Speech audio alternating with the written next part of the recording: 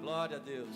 Que bom que você veio, que bom que você está aqui na nossa quarta-feira da família, um tempo onde a gente busca a Deus e clama também de maneira direcionada em prol das nossas famílias. Deus tem uma palavra para você aqui nessa noite, e eu tenho certeza que assim como o Senhor enviou um anjo para iluminar a prisão de Pedro, o mesmo Deus está aqui para enviar o seu anjo e operar as suas maravilhas nas nossas vidas. Tivemos um probleminha aí no telão, não pudemos passar os avisos, mas eu quero ressaltar aqui que dia 6 de dezembro, sábado, temos aqui a conferência da nossa juventude, amém?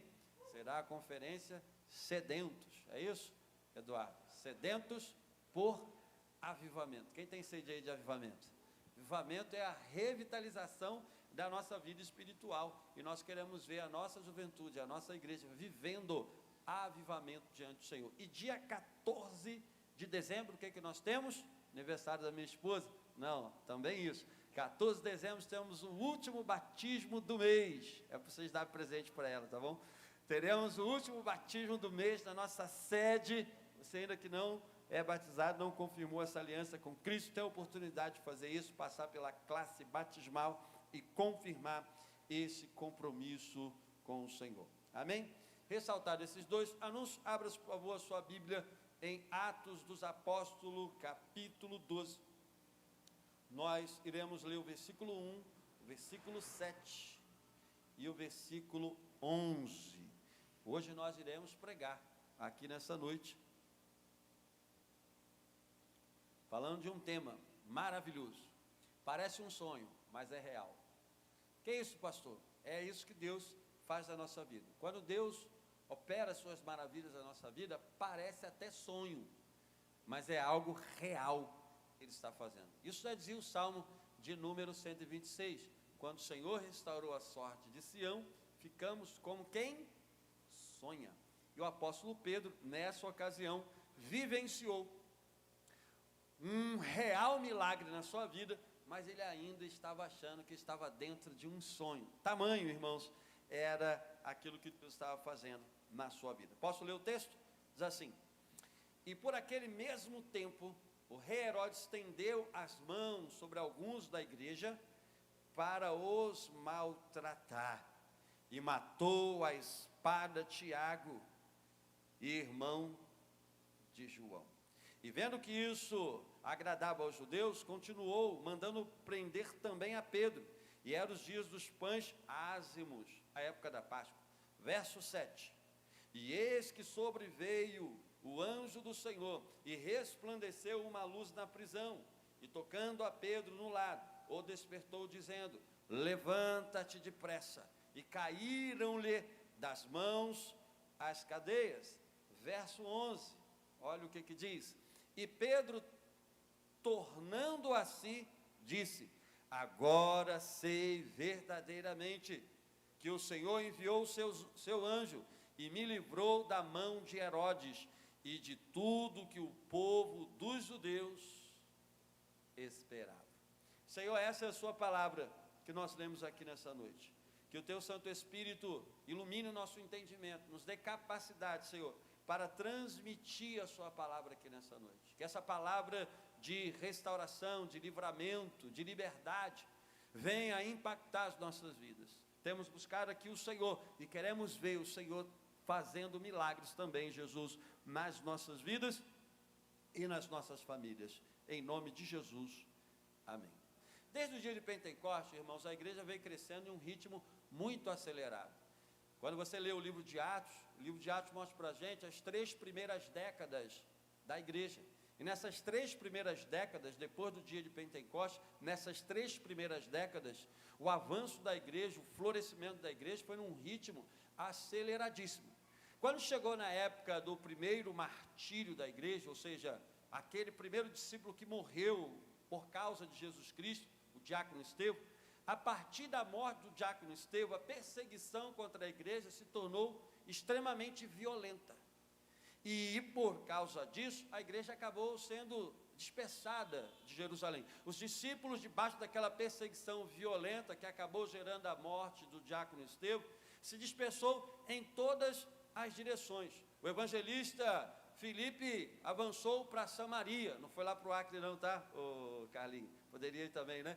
Avançou para Samaria e fez um trabalho espetacular de avivamento naquele lugar. O Senhor usou a sua vida para avivar a região de Samaria. Enquanto isso, a igreja de Damasco, que surgiu de maneira inexplicável, nós não temos explicação, mas surgiu uma igreja poderosa em Damasco. Essa igreja sofreu uma tentativa de perseguição através de Saulo, que acabou com um final feliz. O grande perseguidor acabou se convertendo e se tornou um grande pregador do evangelho. Debaixo dessa forte perseguição, o apóstolo Pedro fez um circuito de evangelização. Ele passou por uma cidade chamada Lida, passou por uma cidade chamada Jope, passou por uma cidade chamada Cesareia, e na medida que ele ia avançando debaixo daquela perseguição, o Senhor ia movendo a sua mão e fazendo maravilhas no meio daquele cenário. E ainda por cima, discípulos anônimos que fugiram de Jerusalém foram para a cidade de Antioquia, e de repente, através da pregação desses servos de Jesus, anônimos, quem são esses homens? Ninguém sabe o nome deles, só sabe a origem deles, a região deles. Eles saíram de Jerusalém, fugidos da grande perseguição, foram para Antioquia, pregaram o evangelho. Diz assim: a mão do Senhor era com eles, e muita gente creu no Senhor e se converteu a Jesus Cristo. Então a igreja, irmãos, estava debaixo de uma forte perseguição, mas perseguição que vinha através dos líderes religiosos daquele tempo, daquela época. Eles se levantaram para combater o movimento de Jesus, para combater o avanço do evangelho. Por mais que eles se levantassem para fazer essa perseguição, o evangelho avançava de vento em popa, porque aquela igreja era uma igreja de oração e era uma igreja que estava debaixo do mover do Espírito Santo. E você sabe, uma igreja de oração e uma igreja cheia do Espírito Santo, por mais que enfrente perseguição, ninguém pode paralisá-la, ninguém pode detê-la. E foi o que aconteceu. Essa igreja, apesar da perseguição, ela estava avançando e crescendo. Mas, além dessa perseguição religiosa, surgiu dentro desse contexto uma grande fome. Um profeta de Jerusalém foi para Antioquia, esse profeta chamava Ágabo, e ele pregou que haveria uma grande fome no mundo, e de fato aconteceu essa grande fome na época do imperador Cláudio. Então olha o cenário que a igreja está vivendo, um cenário de perseguição movida pelos líderes religiosos, um cenário de escassez que afetou a igreja na Judéia. E por último, acontece aquilo que nós lemos aqui no versículo 1 desse capítulo 12. E por aquele mesmo tempo, o rei Herodes estendeu as suas mãos sobre alguns da igreja. Que tempo é esse, irmãos, que a igreja está vivendo? Que tempo é esse? Que cenário é esse? Que contexto é esse? Que o rei Herodes, o rei Agripa, ou o rei Herodes Agripa, se levanta para perseguir a igreja. É um cenário de perseguição religiosa, é um cenário de escassez, e esse cenário de dificuldade aumentou. Por quê? O rei Herodes Agripa estendeu as suas mãos para aumentar aquela perseguição. Quando chega no capítulo 12 de Atos, a perseguição ganha um novo nível. Até então, a perseguição vinha dos religiosos, agora vem do governo, vem do rei. O rei estende as suas mãos contra alguns da igreja para o maltratar. E além disso, o que acontece? Passou Tiago ao fio da espada. É nesse contexto, irmãos, que o apóstolo Pedro vai parar na prisão. É nesse contexto que o apóstolo Pedro vai parar no cárcere. Quando o rei Agripa fez essa perseguição contra o movimento de Jesus, ele ganhou notoriedade, ele ganhou popularidade, ele cresceu nas pesquisas de aprovação entre os seus governados. Eles se agradaram com aquele rei que estava levantando a sua mão contra a igreja de Jesus Cristo. E por aquele mesmo tempo, o rei Herodes estendeu as suas mãos para maltratar alguns da igreja. Então é um cenário desafiador? Porque é um cenário de perseguição movida pelos líderes religiosos. É um cenário de escassez. Houve uma grande fome no mundo e a igreja da Judéia está enfrentando essa escassez. E a perseguição aumenta, porque o governo também estende as suas mãos para perseguir a igreja de Jesus Cristo. E a gente sabe que essa mão que se levanta contra a igreja é uma mão opressora, é uma mão que aperta, maltrata e até leva alguns servos de Jesus à morte. Mas, irmãos, olha que coisa impressionante. Apesar dessa mão se levantar contra a igreja de Jesus Cristo, apesar dessa mão ser lançada contra a igreja de Jesus Cristo, por outro lado, a mão do Senhor estava agindo entre o seu povo. No capítulo 11, verso 21, diz assim: e a mão do Senhor era sobre eles. O que está acontecendo aqui? Num cenário de perseguição, num cenário de opressão, aonde as mãos opressoras se levantam contra a igreja, a mão do Senhor está sobre a vida do seu povo. Então, qual era o projeto? Pense comigo. Qual era o projeto do rei Agripa contra a igreja? Qual era o projeto do rei Agripa contra Simão Pedro? O mesmo destino que ele havia dado para o apóstolo Tiago. Verso 2: e o matou a espada, irmão de João. Quando ele derramou o sangue de Tiago, quando ele levou Tiago à morte, viu que agradou os judeus, viu que a sua popularidade cresceu, ele aumentou esse projeto, ele estendeu esse projeto. Ele estabeleceu para a vida do apóstolo Pedro o mesmo destino. Verso 3: e vendo que isso agradava os judeus, continuou mandando prender também a Pedro. E eram os dias dos pães asmos. E havendo-o prendido, o encerrou na prisão, entregou a 4 quaternos de soldado, para que o guardasse, querendo, olha só, querendo apresentá-lo ao povo depois da Páscoa. Então havia um projeto sobre a vida de Simão Pedro. O projeto do rei Agripa qual era? Depois da Páscoa. Depois que a Páscoa passar, nós iremos apresentá-lo, condená-lo e dar a ele o mesmo destino que nós demos a Tiago. A intenção do rei Herodes Agripa era essa. Ele só estava esperando a Páscoa para dar a Pedro o mesmo destino que ele havia dado a Tiago. Mas por outro lado, qual era a intenção? Qual era o projeto? Qual era o alvo? Qual era o plano de Deus na vida de Simão Pedro?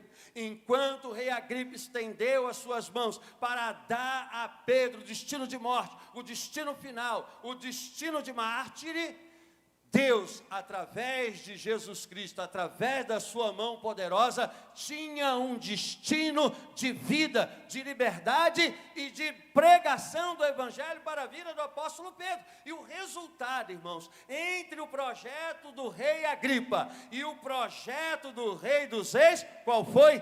Pedro avançou, prosseguiu e foi até o fim no projeto que Deus tinha para a sua vida. Na nossa caminhada nós vivemos esse contexto e essas circunstâncias. Nesse exato momento, qual é o projeto do adversário contra as nossas vidas? Nesse exato momento, qual é o projeto do inferno contra as nossas famílias? A gente já sabe muito bem que o projeto do adversário é matar, roubar e destruir. A gente já sabe que o adversário estende as suas mãos contra a igreja de Cristo. A gente já sabe que o adversário tem esse projeto, é esse destino que ele pensa e intenciona para a nossa vida e para as nossas famílias.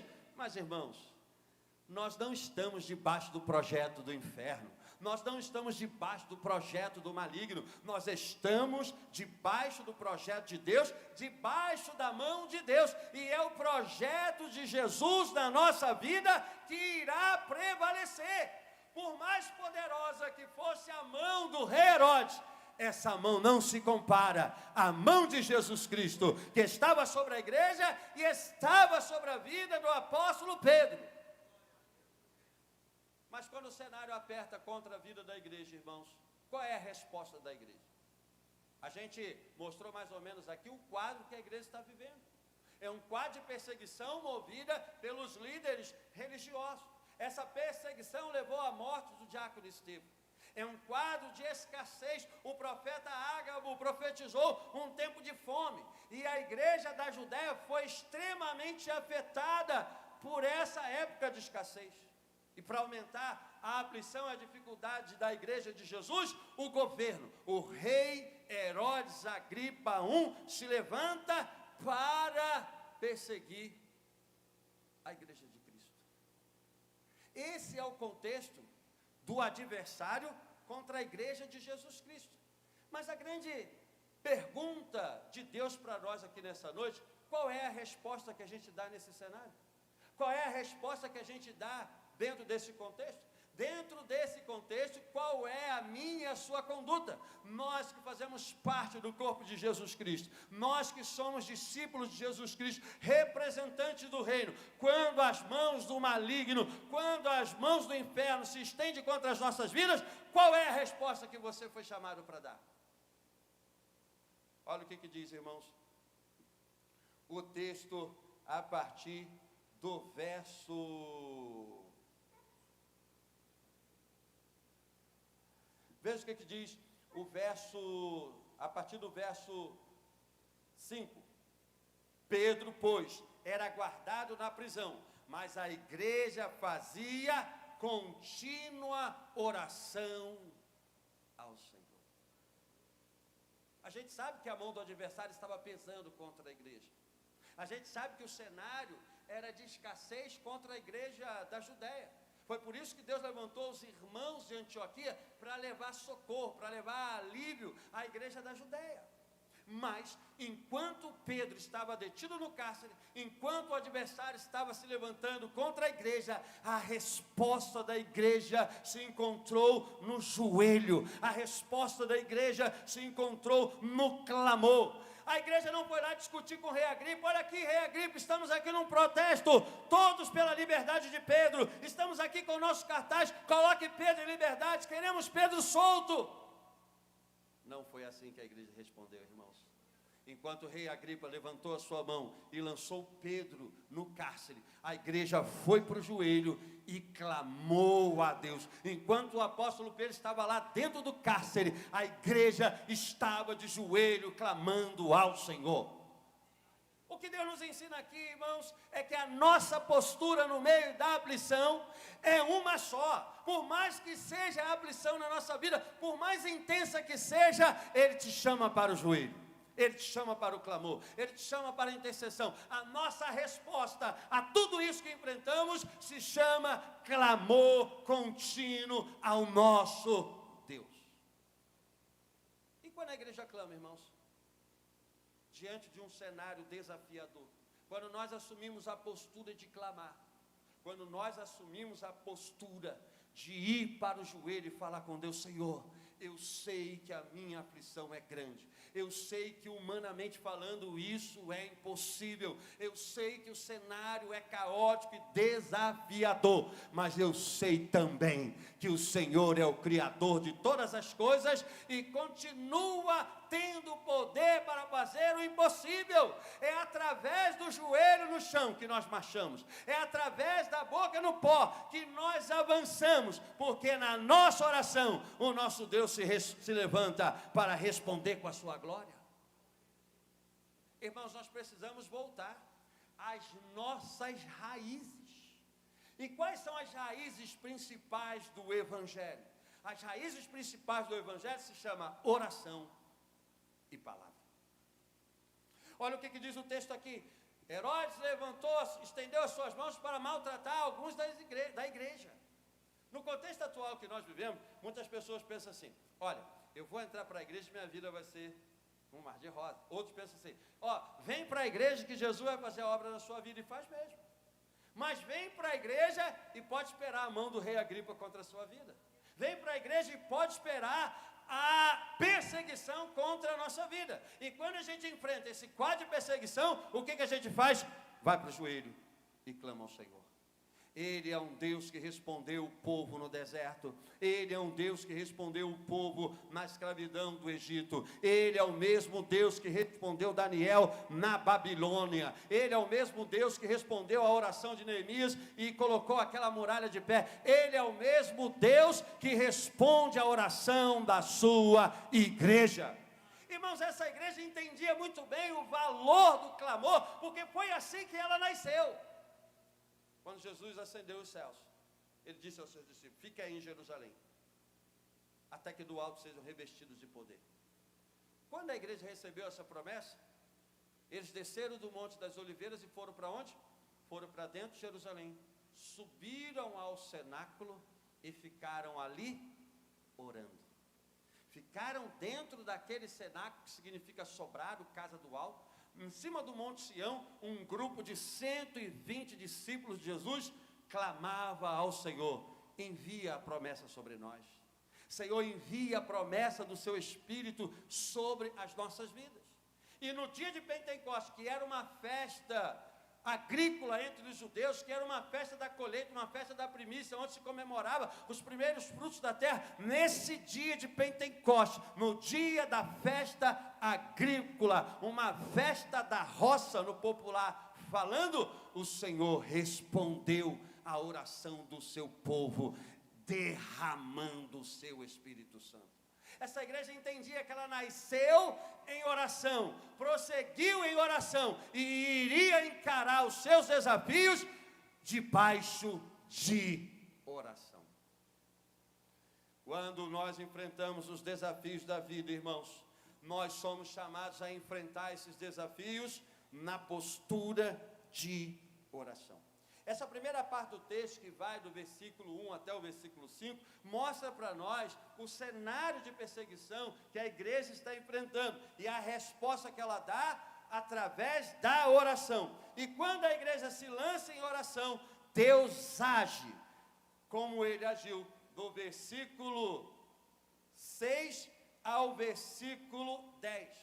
Dentro dessa parte do texto, nós encontramos o agir de Deus em resposta à oração da igreja. Enquanto a igreja estava clamando, imagine que a igreja estava no cenáculo, lá no centro de Jerusalém, no Monte Sião, clamando: Senhor, solta o teu servo Pedro. Senhor, não deixa o teu servo Pedro passar pelo mesmo destino de Tiago. O nosso apóstolo Tiago, o Senhor deixou partir, o Senhor deixou martirizar. O nosso irmão Tiago, o Senhor deixou e levou para si. Mas, Senhor, responda a nossa oração, tira o teu servo da prisão. E naquela mesma noite, na noite anterior, aonde o projeto de Herodes estava determinado, o texto disse para nós aqui, a partir do verso 6, e quando Herodes estava para o fazer comparecer, na mesma noite, estava Pedro dormindo entre dois soldados, ligado com duas cadeias, e os guardas diante da porta guardavam a prisão. E eis que sobreveio um anjo do Senhor, e resplandeceu uma luz na prisão. Naquela noite, aonde se seguiria a entrega do apóstolo Pedro, o Senhor desceu naquele lugar, iluminou aquela cadeia e destruiu todo o projeto de inferno contra a vida do servo de Deus. Deus quer responder a nossa oração, irmãos. Por isso que Ele está chamando essa igreja de volta à oração. Nós estamos fazendo um propósito de oração desde o dia 10 de novembro até o dia 30, clamando a Deus: Senhor, responde a nossa oração, responde com as suas maravilhas. E esse Deus que operou na vida de Pedro é o mesmo Deus que está aqui no Rocha, na nossa vida e nas nossas famílias, para operar com as suas maravilhas. E a pergunta é, irmãos, quando Deus age, o que acontece? Quando Deus age, quando Deus responde a nossa oração, o que acontece? Nesse texto que vai do verso 6 ao verso 10, nós aprendemos da parte de Deus o que acontece quando Ele age e opera nas nossas vidas. Deus, quando age e opera na nossa vida, a primeira coisa que Ele faz é trazer luz e nos tirar das trevas, e nos tirar da escuridão. E veio um anjo e resplandeceu uma luz na prisão. Como que começa o agir de Deus? Trazendo luz no meio das trevas. Aí eu lembro da nossa vida, mergulhada na prisão e nas trevas, algemado nas mãos de Satanás. Mas um dia Jesus chegou e trouxe-nos para a sua luz. Quando Ele age, irmãos, a primeira coisa que Ele faz é colocar luz nas nossas trevas, para a nossa vida resplandecer a sua glória. Primeiro Ele trouxe luz naquela prisão para representar a sua obra, a sua restauração, a sua regeneração que Ele faz na nossa vida. Quando Ele age, a primeira coisa que Ele quer fazer é tirar as trevas e trazer a luz para as nossas vidas. Por isso que a gente encontrou a luz. Nós estávamos perdidos no meio das trevas e Ele entrou e trouxe a luz. Mas sabe o que acontece quando nós encontramos a luz? Quando nós encontramos a luz e passamos a viver na luz, a gente olha para aquelas pessoas que ainda não estão na luz e fala assim: eu acho que aquela pessoa ali é muito difícil, eu acho que aquela pessoa ali não tem mais jeito, eu acho que não tem mais solução. E era assim que muitas pessoas achavam da minha e da sua vida. Carlinho, não tem mais jeito. Esse tal de Fábio não tem mais jeito. Esse tal de Rodrigo não tem mais jeito. Mas tinha alguém orando, irmãos, pelas nossas vidas. Tinha alguém de joelho clamando: Senhor, salva o meu filho, liberta o meu filho, transforma o meu filho. E no meio da nossa escuridão, a luz de Jesus brilhou. E a luz que Deus enviou para nós é muito melhor do que a luz de um anjo. Foi a própria luz de Jesus Cristo que entrou na nossa vida. Você está com luz aí? Então glorifique a Deus, irmãos, porque a luz entrou na sua vida. Todas as trevas acabou. Primeiro, quando ele age, ele ilumina. Depois que ele ilumina, ele desperta. Olha o que diz o texto, a partir do verso 7. E tocou Pedro de um lado e o despertou. Aqui, irmãos, esse dormir, a gente pode apresentar em dois sentidos. Primeiro sentido, o sentido positivo. O apóstolo Pedro, quando foi parar na prisão, ele chegou lá, tirou o chinelo, tirou a capa: estou preso, o que eu posso fazer? Eu vou dormir, eu vou repousar. Enquanto ele estava repousando, Daniel, a igreja estava clamando. Talvez eu, no meio da minha prisão, na minha angústia, o que eu faria? Meu Deus, eu preciso fazer uma vigília dentro dessa prisão. Senhor Jesus, me tira desse lugar. Senhor, não deixa a mão de Agripa descer sobre a minha vida. Pedro chegou na prisão e dormiu, repousou. E nesse sentido, é positivo. Por quê? Porque no momento das nossas aflições, o Senhor nos chama a repousar na sua esperança, a repousar em sua palavra. Por maior que seja a prisão, o Senhor nos chama: repousa em mim. Mas depois do repouso, tem um momento de despertar. Depois de repousar, quando o anjo chegou e iluminou aquele lugar, é a hora de despertar, é hora de sair do repouso e agir, seguir em frente. O anjo tocou e despertou, e quando o Pedro despertou, as cadeias caíram das suas mãos. Ele ilumina, ele desperta, derruba as prisões e nos dá uma nova direção. Olha o que diz o verso 8. Cinge-te, e disse-lhe o anjo: cinge-te, e ata as tuas sandálias. E ele assim o fez. Disse-lhe mais: lança às costas sua capa e segue. A partir de agora, irmãos, a direção está com quem? Com Deus.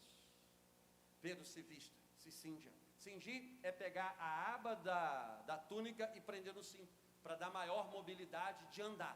Então, quando o anjo fala para ele: olha, cinge-te, pega aí a aba do seu vestido, prende no cinto para você andar mais rápido, coloca a sandália, bota a capa e segue-me. A partir daí, irmãos, é a direção de Deus que conduz a nossa vida. Quando Deus chama segue-me, nós precisamos confiar na sua direção. Ele sabe aonde Ele vai nos levar. Por mais que a gente não entenda, Ele está na direção da nossa vida. Ele está na condução da nossa vida. Segue-me, e nós seguimos. Venha, porque a direção é minha. Nesses desafios que nós enfrentamos nesse tempo presente, nós somos chamados a seguir uma só direção, a direção de Jesus Cristo na nossa vida. E quando a gente segue a direção de Deus, irmãos, o que Deus faz na nossa vida? Enquanto o apóstolo Pedro estava seguindo a direção, seguindo atrás do anjo que estava conduzindo a sua vida, todas as barreiras foram superadas. Porque na medida em que eles iam andando, olha o que diz o texto a partir do verso 10. E passando pela primeira e pela segunda guarda, chegaram à porta de ferro, que dá para a cidade, a qual se abriu por si mesma. E tendo saído, percorreu uma rua, e logo se apartou dele o anjo. Quer seguir a direção de Deus? Seguir na direção de Deus, irmãos, às vezes é dolorido. Seguir na direção que Deus dá, às vezes é um sacrifício desafiador para nós. Mas na medida em que a gente segue na direção de Deus, o Senhor vai abrindo todas as portas diante de nós. Enquanto Pedro ia seguindo os passos daquele anjo, os soldados não puderam fazer nada, as portas daquela prisão foram se abrindo, e quando chegou no portão que dá para a rua, aquele portão se abriu sozinho, e ele saiu encontrando a liberdade. Deus te deu uma direção, Deus nos deu uma direção pelo seu evangelho, e é essa direção que Ele nos chama a seguir. E quando ele se encontrou em liberdade, vem a terceira parte desse texto. O que fazer quando o Senhor nos coloca em liberdade? É o reencontro com a igreja. Verso 11 ao verso 17, ele se reencontra com a igreja. Quando ele sai para a rua, quando ele está na rua, ele percebe que não se trata de um sonho, se trata de uma realidade, de uma maravilha que Deus está realizando na sua vida. E quando ele percebe que está em liberdade, que aquilo não era um sonho, que ele estava acordado, para onde que ele foi, irmãos? Eu vou para a igreja, eu vou para a casa de Maria, aonde tudo começou. Então, nesse momento, o que o apóstolo Pedro faz? Ele se reencontra com a igreja. No verso 1, o rei Agripa lançou mão contra alguns da igreja e tirou do convívio da igreja. E quando Deus agiu, ele reencontra-se com a igreja.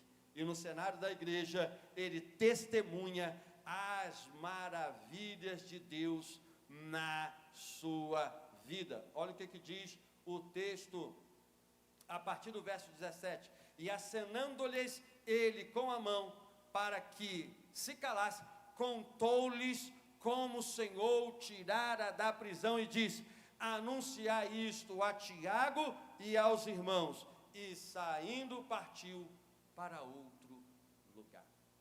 Ele transformou a maravilha de Deus na sua vida em um testemunho de edificação e transformação na igreja. Você recebeu o agir de Deus. Nós, irmãos, estamos vivendo debaixo do agir de Deus. O mesmo milagre que Deus fez na vida do apóstolo Pedro é o mesmo milagre que Deus realizou na nossa vida. Ele enviou luz, Ele nos despertou, Ele derrubou as cadeias, Ele nos fez superar os obstáculos, Ele nos trouxe para a sua presença, para o corpo de Cristo. E agora a nossa vida precisa ser um testemunho de Jesus Cristo nessa terra. Enquanto o apóstolo Pedro está testemunhando, o verso 18 e 19 revela para nós o final desse milagre, revela para nós o final dessa maravilha. Qual foi o final, irmãos, dessa maravilha que Deus operou na vida de Pedro e na vida da sua igreja? O resultado final desse agir de Deus foi a frustração e a destruição de todo o projeto do rei Agripa contra Pedro e contra a sua igreja. Verso 18 e 19 diz assim: e sendo já dia, houve não pouco alvoroço entre os soldados sobre o que seria feito de Pedro. E quando Herodes o procurou, não achou. Foi feita uma inquisição e mandou disciplinar os guardas. Partindo da Judéia, foi embora para Cesareia. O plano do rei Agripa foi frustrado na vida do povo de Deus. É isso que Deus quer fazer na sua vida aqui nessa noite. É isso que Deus quer fazer na nossa família. Frustrar todos os planos de Satanás.